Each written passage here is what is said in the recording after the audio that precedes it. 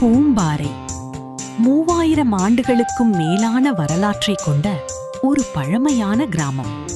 இந்த கிராமத்தின் மையப்புள்ளியாக திகழ்கிறது 3000 ஆண்டுகளுக்கும் மேலான வரலாற்றை கொண்ட குழந்தை வேலப்பர் திருக்கோவில்.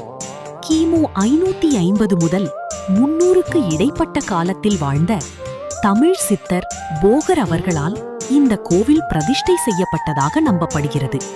கொடைக்கானல் மலைகளின் மடியில் மேகங்கள் தொட்டுச் செல்லும் அழகான இயற்கை சூழலில் அமைந்துள்ளது பூம்பாறை.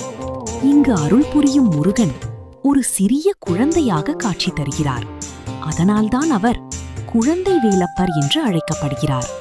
நவபாசனத்தால் பழனி முருகன் சிலையை உருவாக்கிய போகர் சித்தரால் தசபாசானத்தால் இந்த சிலை உருவாக்கப்பட்டது என்று நம்பப்படுகிறது.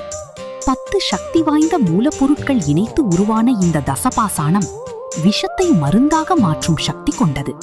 இந்த சிலைக்கு செய்யப்படும் அபிஷேகம் மருத்துவ குணம் கொண்டதாக பக்தர்கள் நம்புகின்றனர்.